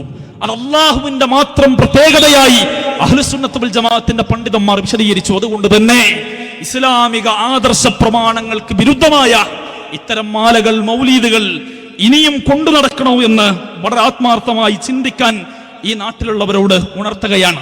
ഇതേ രൂപത്തിൽ പുണ്യം പ്രതീക്ഷിച്ച് വിശുദ്ധ ഖുർആനിന്റെ കൂടെ ചേർത്ത് വെക്കുന്ന മങ്കൂസ് മൗലിദ്, ഇർതകബ്തു വലൽ ഖതാ ഗൈറ അസ്രിൻ വഅദദ് ലക അശ്കൂ ഫിഹി യാ സയ്യിദി ഖൈറൻ നബി, കുറ്റമെന്ന വാഹനമിൽ അറ്റമില്ല ഞാൻ കേറി, അങ്ങയോടെ ന്യായം ഞാൻ സയ്യിദി ഖൈറൻ നബി. ജീവിതത്തിൽ ഒരുപാട് തെറ്റുകുറ്റങ്ങൾ ചെയ്തു പോയിട്ടുണ്ട് റസൂലേ, പ്രവാചകരെ നിങ്ങൾ ഞങ്ങൾക്കത് പുറത്തു തരണേ എന്ന് റസൂലുള്ളാഹി സ്വല്ലല്ലാഹു അലൈഹി വസല്ലമ തങ്ങളോട് ജീവിതത്തിൽ വന്നു പോയിട്ടുള്ള തെറ്റുകുറ്റങ്ങൾ മാലയിലൂടെ ഏറ്റുപറയുകയാണ്.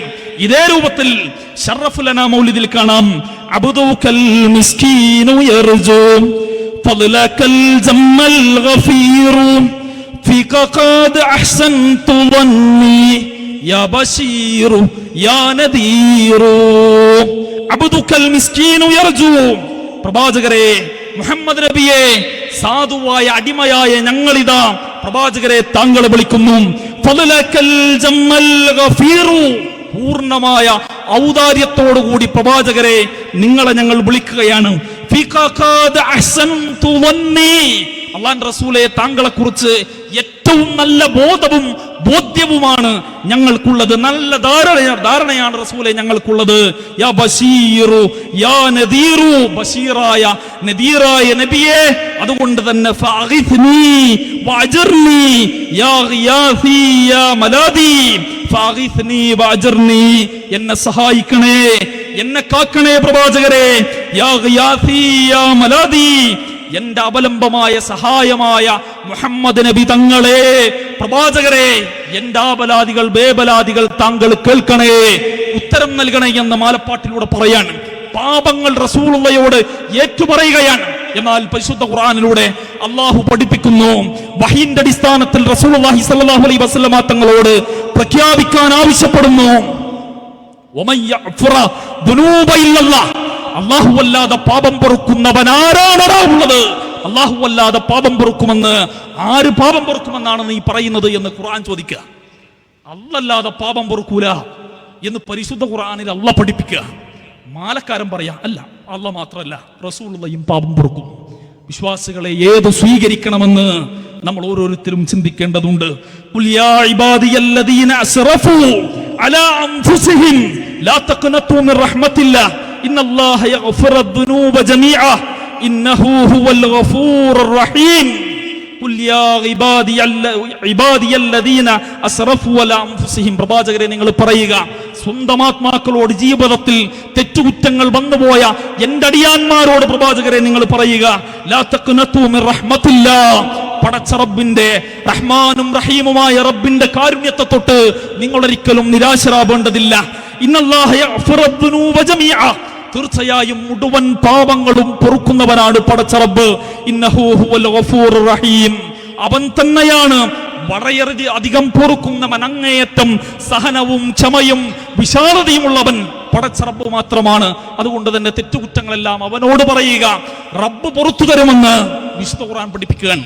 ഇനി റസൂലുള്ളാഹിയുടെ ജീവിതത്തിലൂടെ നമ്മൾ കണ്ണോടിച്ചാൽ, അല്ലാഹുവിന്റെ റസൂൽ ഖാല റസൂലുള്ളാഹി സ്വല്ലല്ലാഹു അലൈഹി വസല്ലം, യാ അയ്യുഹന്നാസ്, അല്ലയോ മനുഷ്യരെ, തൂബൂ ഇലല്ലാഹ്, നിങ്ങൾ അല്ലാഹുവിലേക്ക് പശ്ചാത്താപിച്ച് മടങ്ങുക, വസ്തഗ്ഫിറൂ, നിങ്ങൾ അല്ലാഹുവിനോട് പാപമോചനം നടത്തുക എന്ന് റസൂലുള്ളാഹി സ്വല്ലല്ലാഹു അലൈഹി വസല്ലം തങ്ങൾ ആഹ്വാനം നടത്തുകയാണ്.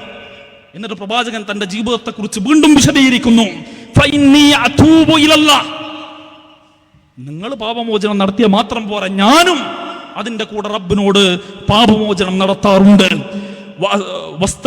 വസ്തഗ്ഫിറുഹു ഫീ കുല്ലി യൗമിൻ മിഅത മറത്തിൻ, ഒരു ദിവസം ഞാൻ 100ഓളം തവണ 70ഓളം തവണ അല്ലാഹുവിലേക്ക് 100ഓളം തവണ 100ഓളം തവണ അല്ലെങ്കിൽ 100-ലധികം ഞാൻ അല്ലാഹുവിനോട് ഓരോ ദിവസവും പാപമോചനം നടത്താറുണ്ടെന്ന് റസൂൽ പറയാണ്. അപ്പൊ ഖുർആൻ പറഞ്ഞു പാപം പൊറുക്കുന്നവൻ അല്ലാഹു മാത്രമാണ്. റസൂലുള്ളാഹി പഠിപ്പിച്ചു, നിങ്ങൾ പാപം പൊറുക്കാൻ തേടേണ്ടത്, നിങ്ങളുടെ ജീവിതത്തിൽ വന്നുപോയിട്ടുള്ള തെറ്റുകുറ്റങ്ങൾ ഏറ്റുപറയേണ്ടത് അല്ലാഹുവിനോടാണ്. റസൂലായ ഞാൻ, മുഹമ്മദ് നബിയായ ഞാൻ, എന്റെ തെറ്റുകുറ്റങ്ങളെല്ലാം എന്റെ പ്രയാസങ്ങളെല്ലാം ഞാൻ ഏറ്റുപറയുന്നത് അല്ലാഹുവിനോടാണ്. ഖുർആനും സുന്നത്തും കൃത്യമായി പഠിപ്പിക്കുക, അല്ലാഹ് മാത്രമേ പാപം പൊറുക്കുള്ളൂ. എന്നാൽ മാലക്കാരൻ പറയുന്നു, മങ്കൂസ് മൗലുദിന്റെ രചയിതാവ് പറയുന്നു, ശറഫുലന മൗലുദിന്റെ രചയിതാവ് പറയുന്നു, അല്ലാഹു മാത്രമല്ല അല്ലാഹുവിന്റെ റസൂലും പാപം പൊറുക്കും. പ്രിയമുള്ളവരെ, വിശ്വാസികളെ, ചിന്തിക്കാൻ, പഠിക്കാൻ, ആലോചിക്കാൻ നമുക്ക് ഓരോരുത്തർക്കും കഴിയേണ്ടതുണ്ട്. ഇതേ രൂപത്തിൽ കോഴിക്കോട് ജില്ലയിൽ, കേരളത്തിൽ കോഴിക്കോട് ജില്ലയിൽ മടവൂരിൽ മൺമറഞ്ഞു പോയ ഒരു മനുഷ്യനെ കുറിച്ച് എഴുതി വെക്കപ്പെട്ട പദ്യങ്ങൾ നമ്മൾ കേട്ടതാണ്. കാക്കണം ഞങ്ങളുടെ ശൈഖോരേ, നോക്കണം ഞങ്ങളുടെ മടവൂരേ, ഉങ്കള തുണയല്ലാതൊരു തണലും ഞങ്ങളിലില്ലൻ പൂങ്കവരേ. കാക്കണം ഞങ്ങളുടെ ശൈഖോരേ, നോക്കണം ഞങ്ങളുടെ മടവൂരേ. മടവൂര് ശൈഖ് ഞങ്ങളിലേക്ക് നോക്കണം എന്നാ. വർഷങ്ങൾക്കും മരണപ്പെട്ടു പോയ ഒരു മനുഷ്യനെ വിളിച്ച് തേടുകയാണ്, ഞങ്ങളൊന്ന് നോക്കണം, ഞങ്ങളെ ഒന്ന് പരിഗണിക്കണമെന്ന് CM മടവൂരിനെ വിളിച്ച് ആബലാതി പറയാൻ, ബേബലാദികൾ പറയുകയാണ്.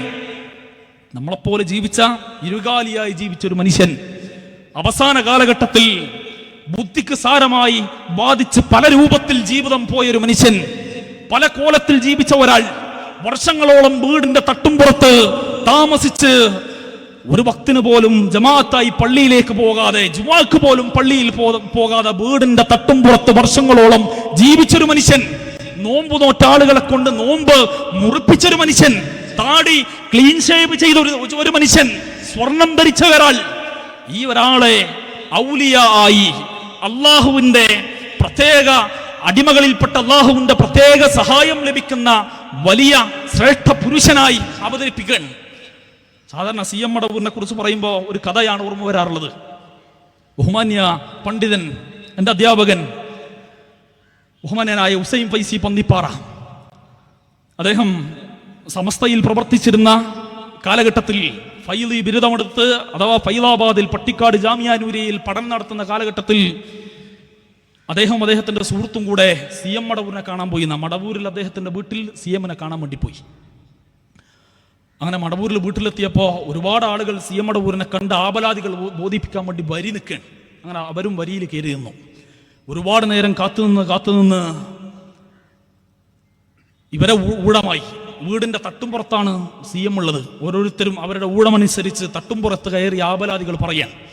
അങ്ങനെ ഇവർ രണ്ടാളും കൂടെ, സഹപാഠിയും ഹുസൈൻ ഫൈസി പന്നിപ്പാറയും കൂടെ തട്ടുംപുറത്ത് കയറിയപ്പോൾ കൂടെ ഒരു കർഷകനും കൂടെ ഇവരുടെ കൂടെ കയറിയന. അങ്ങനെ തട്ടുംപുറത്തെത്തി വാതിലിന്റെ പുറത്ത് അനുവാദത്തിന് വേണ്ടി കാത്തു നിൽക്കാൻ. ആ സമയത്ത് ഫൈസി കൂടെ വന്ന ആ കർഷകനോട് ചോദിച്ചു, അദ്ദേഹത്തിന്റെ തോളിൽ ഒരു തോർത്തുമുണ്ടുണ്ട്, കണ്ടാൽ ഒരു കർഷകനാണ്. അദ്ദേഹത്തോട് ചോദിച്ചു, നിങ്ങൾ എന്താണ്, നിങ്ങളുടെ പ്രശ്നം എന്താണ്, നിങ്ങൾ എന്തിനാണ് ഇവിടെ വന്നത്, ഒരുപാട് ദൂരം യാത്ര ചെയ്ത് വന്നതാണല്ലോ, നിങ്ങളുടെ പ്രയാസം എന്താണ്? അപ്പൊ അദ്ദേഹം പറഞ്ഞു, എൻ്റെ പറമ്പിൽ തോട്ടത്തിൽ തെങ്ങിന്റെ തൂമ്പ് ചെള്ള് തിന്നുന്നുണ്ട്, ചെള്ളിനെ കൊണ്ട് വല്ലാത്ത ശല്യമാണ്, വണ്ടിയും വലിയ ഇടങ്ങേറുവാണ്. അതുകൊണ്ട് തന്നെ ആ ചെള്ളിന്റെ ശല്യത്തിൽ നിന്ന് ഒരു രക്ഷ വേണം, ഒരു സമാധാനം വേണം, അതിനൊരു പരിഹാരം വേണം, അത് പറയാൻ വേണ്ടി വന്നതാണ്. അങ്ങനെ സി എമ്മിന്റെ അനുവാദം ലഭിച്ചു. ഇവര് മൂന്നാളും കൂടെ സി എമ്മിന്റെ റൂമിൽ കയറിയപ്പോൾ ഇവർ കാണുന്ന കാഴ്ച, സി എം മടവൂര് കട്ടിലിൽ അങ്ങനെ മലന്ന് കിടക്കുകയാണ്. കട്ടിലിന് ചുറ്റും കൊതുക് വല കെട്ടിയിട്ടുണ്ട്. സി എം കിടക്കുന്ന കട്ടിലിന് ചുറ്റും കൊതുക് വല കെട്ടിയിട്ടുണ്ട്. ഇത് കണ്ടപ്പോൾ ഇവർ മൂന്നാളും കൂടെ മിഴിച്ചിങ്ങനെ നോക്കി നിന്നു. ഈ വന്ന മനുഷ്യന്റെ കയ്യും പിടിച്ച് ഫൈസി പുറത്തേക്ക് ഇറങ്ങിയിട്ട് മൂപ്പരോട് പറഞ്ഞു പോലും, സ്വന്തം ശരീരത്തിൽ നിന്ന് കൊതുക് ഒരു തുള്ളി രക്തം കുത്തിയെടുത്താൽ അതിനെ തടയാൻ കഴിയാതെ കൊതുക് വല കെട്ടി തന്റെ സ്വന്തം ശരീരത്തെ കാക്കുന്ന ഒരു മനുഷ്യൻ നിങ്ങളെ പറമ്പിലെ തെങ്ങിന്റെ തൂമ്പ് തിന്നുന്ന ചെള്ളിനെ തുരത്താൻ കഴിയും എന്നാണോ നിങ്ങൾ വിശ്വസിക്കുന്നത് എന്ന് പറഞ്ഞതോടുകൂടി അദ്ദേഹം മാറി ചിന്തിച്ചു. നമ്മളെപ്പോലെ ഇരുകാലിയായ, ഒരു രോഗം വന്നാൽ, പ്രയാസം വന്നാൽ തടുത്തു നിർത്താൻ കഴിയാത്ത കേവലം ഒരു മനുഷ്യൻ, അദ്ദേഹത്തിന്റെ കറാമത്ത് കഥകൾ പറഞ്ഞ് ഇന്ന് നമ്മുടെ നാട്ടിലെ പുരോഹിതന്മാർക്ക് പോലും നിയന്ത്രിക്കാൻ കഴിയാത്ത അവസ്ഥയിലേക്ക് അത് വിശാലമായി പോയി. ലോകം നിയന്ത്രിക്കുന്നത് അണ്ടകടാഹം മുഴുവൻ നിയന്ത്രിക്കുന്നത് സി എം മടവൂരാണെന്ന് പറയുന്ന അവസ്ഥയിലേക്ക് കറാമത്ത് കഥകൾ വഴിമാറിപ്പോയി. ആ രൂപത്തിൽ വിശദീകരിക്കാൻ വേണ്ടി തുടങ്ങി. അതുപോലെ തന്നെ ഏറ്റവും അടുത്ത് ലേറ്റസ്റ്റ് ആയി 2 ദിവസം മുമ്പ് ഒരു മുസ്ലിയാർ പറഞ്ഞത്, സി എം മക്കാമിന് തൊട്ട് മുമ്പിലുള്ള ഒരു കുളം അത് തൂർക്കരുതെന്ന്, മൂടിക്കളയരുതെന്ന് സി എമ്മിന്റെ പ്രത്യേക വസീയത്തുണ്ട്. കാരണം എല്ലാ വ്യാഴാഴ്ചയും സി എം ഇപ്പോഴും ആ കുളത്തിൽ വന്ന് കുളിച്ചുകൊണ്ടിരിക്കുകയാണ്. പല ആളുകളും കണ്ടതായി രേഖപ്പെടുത്തുകയാണ്. എന്നാൽ സി എം മടവൂർ മരണപ്പെട്ടപ്പോൾ മയ്യത്ത് കുളിപ്പിച്ചത് ആ നാട്ടുകാരൻ തന്നെയാണ്. സ്വന്തമായി ഒന്ന് എഴുന്നേറ്റ് പോയി ആ കുളത്തിലൊന്ന് മുങ്ങി ആർക്കും പ്രയാസമില്ലാതെ ആ ഖബറിലൊന്ന് പോയി കിടക്കാൻ അദ്ദേഹത്തിന് കഴിഞ്ഞില്ല. അദ്ദേഹത്തെ ആക്ഷേപിക്കുകയല്ല, ഈ രൂപത്തിൽ നമ്മളെപ്പോലെ ഈ ഭൂമിയിൽ വെള്ളം കുടിച്ച് ഭക്ഷണം തിന്ന് ജീവിച്ചൊരു മനുഷ്യൻ, അദ്ദേഹം ലോകം നിയന്ത്രിക്കുന്നു എന്ന് പറയുന്ന അവസ്ഥയിലേക്ക് അദ്ദേഹത്തിന്റെ പവർ ഉയർന്നു എന്ന് പറയുന്ന പുരോഹിതന്മാർ, അദ്ദേഹത്തെ കാക്കണം, നോക്കണം, ഞങ്ങളുടെ പ്രയാസങ്ങളെല്ലാം വീട്ടിത്തരണമെന്ന്, ദൂരീകരിച്ചു തരണമെന്ന് അദ്ദേഹത്തെ വിളിച്ചാപലാതി പറയുന്ന ആളുകൾ. എന്നാൽ പരിശുദ്ധ ഖുർആനിലൂടെ റബ്ബ് കൃത്യമായി പറഞ്ഞു, വഖാല റബ്ബുക്കും ഉദ്ഊനി അസ്തജിബ് ലക്കും ഇന്നല്ലദീന യസ്തക്ബിറൂന അൻ ഇബാദതി സയദ്ഖുലൂന ജഹന്നമ ദാഖിലീൻ. വഖാല റബ്ബുക്കും ഉദ്ഊനി അസ്തജിബ് ലക്കും. നിങ്ങളുടെ റബ്ബ്, പടച്ച റബ്ബ് മനുഷ്യരോട് പറയാണ്, ഉദ്ഊനി, നിങ്ങൾ എന്നെ വിളിക്കൂ, അസ്തജിബ് ലക്കും, ഞാൻ നിങ്ങൾക്ക് ഉത്തരം നൽകും.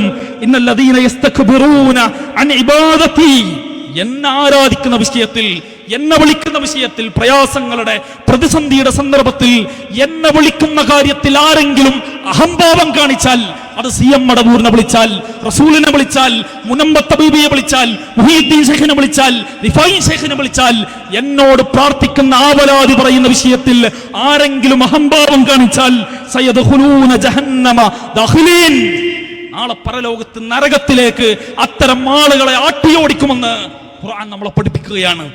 ഏത് ആദർശത്തിന്റെ കൂടെ നിൽക്കണമെന്ന് ഈ ശബ്ദം കേൾക്കുന്നവരെ ചിന്തിക്കാൻ, ആലോചിക്കാൻ നമുക്ക് ഓരോരുത്തർക്കും കഴിയേണ്ടതുണ്ട്. മാത്രമല്ല, നമ്മുടെ ചുരുങ്ങിയ ചിന്തക്ക്, നമ്മുടെ ചുരുങ്ങിയ കോമൺ സെൻസിന്, ചുരുങ്ങിയ അന്തമുള്ള ഒരു മനുഷ്യന് ചിന്തിക്കാവുന്ന ഒരു വിഷയമാണ്.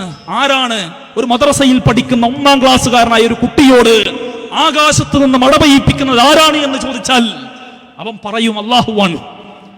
ഈ നദികളെ, പുഴകളെ കൃത്യമായ രൂപത്തിൽ വിധാനിച്ചൊടുക്കുന്നത് ആരാണെന്ന് ചോദിച്ചാൽ ഒരു ചെറിയ ബാലൻ, പിഞ്ചു പൈതൽ പറയും അല്ലാഹുവാണ് എന്നവന് പറയും. എന്നാൽ മുഹീദ്ദീൻ ശൈഖിന്റെ പേരിൽ യാ ഖുതുബ അഹ്ലിസ് സമാ വൽ അർളി ഔഫഹുമാ യാ ഫൈല ഐനൈ വുജൂദൈഹിം വഐതഹുമാ യാ ഖുതുബ അഹ്ലിസ് സമാ, ആകാശത്തിന്റെ പ്രധാനിയായ ശൈഖേ, ആകാശത്തെ നിയന്ത്രിച്ചു കൊണ്ടിരിക്കുന്ന ശൈഖ്, വൽ അർളി ഔഫഹുമാ, അതുപോലെ തന്നെ ഭൂമിയുടെ പ്രധാനിയായ ശൈഖ്, ആകാശത്തെയും ഭൂമിയെയും നിയന്ത്രിക്കുന്ന ശൈഖ്, യഫൈല ഐനൈ വുജൂദൈഹിം വഐതഹുമാ, ആകാശത്ത് നിന്ന് മഴ പെയ്യിപ്പിക്കുന്ന ശൈഖ്. വർഷങ്ങൾക്ക് മുമ്പ് മരണപ്പെട്ടു പോയ മുഹീദ്ദീൻ ശൈഖിനെ കുറിച്ച് ആകാശവും ഭൂമിയൊക്കെ നിയന്ത്രിച്ച് മഴ പെയ്യിപ്പിക്കുമെന്ന് പറയുന്ന വാചകങ്ങൾ മാലപ്പാട്ടിൽ, ഖുതുബിയത്തിൽ നമ്മൾ കാണുകയാണ്. എന്നാൽ മക്കയിലുള്ള മുശ്രിക്കുകളോട് ലാത്തയെയും ഉസ്സയെയും മനാത്തയെയും വിളിച്ചാരാധിച്ചിരുന്ന മക്കയിലുള്ള മുശ്രിക്കുകളോട് ആരാണ് മഴ പെയ്യിപ്പിക്കുന്നത് എന്നവരോട് ചോദിച്ചാൽ ആരാണടാ ആകാശത്ത് നിന്ന് മഴ പെയ്യിപ്പിക്കുന്നതെന്ന് അബൂജഹലിനോട്, ഉത്ബയോട്, ശൈബയോട് ചോദിച്ചാൽ അവർ പറയുന്ന അല്ലാഹുവാണ് മഴ പെയ്യിപ്പിക്കുന്നതെന്ന് മക്കയിലെ മുശ്രിക്കുകൾ പോലും പറയും. എന്നാൽ മാലക്കാരൻ പറയുന്നു, ഖുതുബിയത്തെഴുതിയ, മുഹീദ്ദീൻ ശൈഖിന്റെ പേരിൽ ഖുതുബിയത്തെഴുതിയ, മാല എഴുതിയ മുസ്ലിയാർ പറയുന്നു അല്ലാഹ് മാത്രമല്ല, അള്ളാന്റെതല്ല ആ പണി, അത് പെയ്യിപ്പിക്കുന്ന മുഹീദ്ദീൻ ശൈഖാൻ. വിശ്വാസികളെ, 5 നേരം നമസ്കരിക്കുന്ന മുസ്ലിമീങ്ങളെ, വിശുദ്ധ ഖുർആനിനെ പിൻപറ്റുന്ന പ്രിയപ്പെട്ട സഹോദരന്മാരെ, ഇത്തരം വിശുദ്ധ ഖുർആനിന് ഘടകവിരുദ്ധമായ മാലകളും മൗലീദുകളും ചവറ്റുകൊട്ടയിലേക്ക് വലിച്ചെറിയേണ്ട കാലം അതിക്രമിച്ചിരിക്കുന്നു എന്ന തിരിച്ചറിവ് പ്രിയമുള്ളവരെ നിങ്ങൾക്കുണ്ടാവണം. ആവലാദികൾ പറയാൻ, വേവലാദികൾ പറയാൻ, ജാറങ്ങളിലേക്ക്, മക്ബറകളിലേക്ക് സിയാറത്ത് നടത്തുന്ന സഹോദരി സഹോദരന്മാരെ ഓരോ ദിവസവും നമ്മൾ കണ്ടുകൊണ്ടിരിക്കുകയാണ്. പല രൂപത്തിലുള്ള ആവലാദികളാണ്, പല രൂപത്തിലുള്ള വേവലാദികളാണ് ഇതുമായി ബന്ധപ്പെട്ട് ഇത്തരം ആളുകൾ സജീവമായി പറയാറുള്ളത്. ഈ അടുത്ത് നമ്മുടെ മലപ്പുറം ജില്ലയിൽ വളരെ ഒരു അറിയിപ്പ്, KL 55 AJ 9648 എന്ന വാഹനം മാറ്റിക്കൊടുക്കാൻ വേണ്ടി സംഘാടകർ അറിയിച്ചിട്ടുണ്ട്. മലപ്പുറം ജില്ലയിൽ തിരൂരിൽ പുതിയങ്ങാടി നേർച്ചയുമായി ബന്ധപ്പെട്ട് യാഹൂ തങ്ങളുടെ നേർച്ച, ആ നേർച്ചയുടെ മദ്ഹ് നമ്മൾ കേട്ടു. ഒരാനയെ കൊണ്ടുവന്ന ആനയിടഞ്ഞ് ഒരു നിരപരാധിയായ മനുഷ്യൻ മരണപ്പെട്ടു. 28ഓളം ആളുകൾക്ക് പരിക്കുപറ്റി. ഇന്ന് ഹോസ്പിറ്റലിലാണ്. യാഹൂ എന്ന് പറയുന്ന പേരെങ്ങനെയുണ്ടായി എന്ന് ചോദിച്ചാൽ അബ്ദുൽ ഖാദർ എന്നാണ് മൂപ്പരെ പേര്. പിന്നെ എങ്ങനെ അബ്ദുൽ ഖാദർ യാഹുവായി എന്ന് ചോദിച്ചാൽ മൂപ്പര് ചെല്ലിയിരുന്ന ദിക്ർ യാഹൂ എന്നാണ്. യാഹൂ എന്ന് ദിക്ർ ചെല്ലിയത് കൊണ്ട് മൂപ്പര് യാഹൂ തങ്ങളായി. അങ്ങനെ ഇന്ന് പലതിനും ഷോർട്ട് ഫോമാണ്. ഒരാള് ഈ അടുത്ത് പറഞ്ഞത് AP, ഇംഗ്ലീഷിൽ AP എന്നെഴുതിയാൽ അത് അന്ത്യപ്രവാചകൻ എന്നതിന്റെ ഷോർട്ടാണ് ഇതാണ്. ആ രൂപത്തിൽ പോലും പ്രസംഗിക്കുന്ന, പ്രചരിപ്പിക്കുന്ന പുരോഹിതന്മാർ, യാഹൂ തങ്ങൾ, അദ്ദേഹത്തിന്റെ ആ BP അങ്ങാടിയിൽ, പുതിയങ്ങാടിയിലെ കാണിക്ക വസ്തു, അവിടെ നേർച്ച വസ്തു പഴക്കുലയാണ്. പ്രത്യേക പഴക്കുലകളാണ് അവിടെ സമർപ്പിക്കാറുള്ളത്. ഇനി മാത്രമല്ല, അതിലും അത്ഭുതപ്പെടുത്തുന്ന വിഷയം, ഈ യാഹൂ തങ്ങൾക്ക് 2 ജാറമാണ്. ലോകത്തൊരു മനുഷ്യന് 2 ജാറമുള്ള നാട്ടിലാണ് നമ്മൾ ജീവിക്കുന്നത്. 2 ജാറം. എന്നിട്ട് കറാമത്ത് പറയാൻ 6 മാസം അവിടെ കിടക്കും. പിന്നെ ട്രാൻസ്പോർട്ടേഷൻ 6 മാസം ഇവിടെ. 2 സ്ഥലത്തും ഉറൂസ്, 2 സ്ഥലത്തും നേർച്ച, 2 സ്ഥലത്തും മാനമൗലീദുകൾ, 2 സ്ഥലത്തും കച്ചവട സമുച്ചയമായി അതിന്ന് ഇവിടെ ഉയർന്നു നിൽക്കുകയാണ്. ആനക്കെന്താ കുഴപ്പം, ചണ്ടക്കെന്താ കുഴപ്പം എന്ന് പ്രസംഗിക്കുന്ന പുരോഹിതന്മാർ ഇതിന് കൊടിപിടിക്കാനായി നമ്മുടെ നാട്ടിൽ സജീവമാണ്. ആബലാദികൾ വേവലാദികൾ പറയാൻ ഇത്തരം കേന്ദ്രങ്ങളിലേക്ക് പല ആളുകളും പോവുകയാണ്. ഇതേ രൂപത്തിൽ ഇപ്പൊ ഈ അടുത്ത ദിവസങ്ങളിലായി കേരളത്തിൽ ചർച്ചയായതാണ് സമാധിയുമായി ബന്ധപ്പെട്ട വിഷയം. സമാധി, ഗോപൻ സ്വാമി സമാധിയായി എന്ന വാർത്ത നമ്മളൊക്കെ കേട്ടതാണ്. അത് അവരുടെ വിശ്വാസമൊക്കെ എന്തോ ആയിക്കോട്ടെ, അത് നമ്മൾ കൈകടത്തുന്നില്ല. ഇതേ രൂപത്തിൽ കണ്ണൂർ ജില്ലയിൽ ഒരു ഔലിയാന്റെ കറാമത്ത് ഇത്തരം ആളുകൾ പറയുന്നത് ഹയാത്തുൽ മുഅ്മിനീൻ എന്നാണ് അദ്ദേഹത്തിന്റെ പേര്. മൂപ്പര് കണ്ണൂർ യമനിൽ നിന്ന് വന്നൊരു മനുഷ്യനാണ്. യമനിൽ നിന്ന് വന്ന് കണ്ണൂരിലൊരു പ്രദേശത്തെ അദ്ദേഹം പോയി തൻ്റെ മുരീദന്മാരോട്, തൻ്റെ വിദ്യാർത്ഥികളോട് പറഞ്ഞു, ഞാൻ ഖബറിലേക്ക് ഇറങ്ങിയിരിക്കുകയാണ്, നിങ്ങൾ ഖബർ മൂടണം. ഗോപൻ സ്വാമി താൻ ഇരുന്ന ആ സ്ഥലം മൂടാൻ പറഞ്ഞ പോലെ ഇയാൾ പറയാണ്, ഞാൻ ഇരുന്ന ഈ ഖബർ നിങ്ങൾ മൂടിക്കളയണം, എന്നിട്ട് 40 ദിവസത്തിന് ശേഷം നിങ്ങൾ തുറന്നു നോക്കണം. അങ്ങനെ 40 ദിവസത്തിന് ശേഷം തുറന്നു. അപ്പൊ അദ്ദേഹം വിശുദ്ധ ഖുർആൻ പാരായണം ചെയ്തുകൊണ്ട് ഖബറിന്റെ ഉള്ളിൽ ഇരിക്കുകയാണ്. ഈ രൂപത്തിൽ സമാധിയായ ജാറത്തിന്റെ കഥകൾ നമ്മുടെ നാട്ടിലുണ്ട്. ആ രൂപത്തിൽ അതിനെ വിറ്റു കാശാക്കുന്നവർ, സാമ്പത്തിക ചൂഷണത്തിന്റെ മേഖലയായി പ്രഥമ കേന്ദ്രമായി അതിനെ വിശദീകരിക്കുന്ന ആളുകൾ നമ്മുടെ നാട്ടിലുണ്ട്. ഇതേ രൂപത്തിൽ ഈ നാട്ടിൽ അടുത്ത പ്രദേശത്ത് കുറ്റിപ്പറമ്പിൽ എന്ന് പറയുന്ന ഒരു ജാറം, ഞാൻ ഇങ്ങനെ വന്നപ്പോ അതിന്റെ ചരിത്രം ഒന്ന് പരിശോധിച്ചു. ആ ജാറത്തിലുള്ള ഷെയ്ഖിന്റെ പേരെന്താന്ന് കിട്ടാൻ സകല അവരുടെ പുസ്തകങ്ങളും ഉടഞ്ഞും തെരഞ്ഞും വായിച്ചു നോക്കി. എന്നാൽ ആ ജാറത്തിലുള്ള ആളുകളുടെ പേര് ആർക്കും അറിയില്ല. എങ്ങനെ ആ ജാറമുണ്ടായി എന്ന് ചോദിച്ചാൽ ഈ പറയുന്ന കുറ്റിപ്പറമ്പിൽ എന്ന് പറയുന്ന ഈ അടുത്ത പ്രദേശം, അവിടെ ഉണ്ടായിരുന്ന ഉമർ ഹാജിയും കുടുംബവും, ഉമർ ഹാജിക്കും കുടുംബത്തിനും വളരെ ശക്തമായ പ്രയാസം, രോഗം, ബുദ്ധിമുട്ട്. അപ്പോ അവിടെ അടുത്തുണ്ടായിരുന്ന ഒരു മഹാന്റെ അടുക്കൽ ഇവർ ചെന്നു. രോഗം മാറാൻ വേണ്ടി മഹാന്റെ അടുക്കൽ ചെന്നു. ഇപ്പൊ അങ്ങനെയാണ്, നമ്മളിങ്ങനെ പരിശോധിച്ചാൽ മൂത്രത്തിൽ കല്ലുമാറാൻ പ്രത്യേക ജാറമുണ്ട്, കണ്ണിന്റെ രോഗം മാറാൻ പ്രത്യേക ജാറമുണ്ട്. കോഴിക്കോട് ജില്ലയിൽ അപ്പവാണിപ നേർച്ച എന്ന് പറയുന്ന ഒരു നേർച്ച നമുക്ക് കാണാം.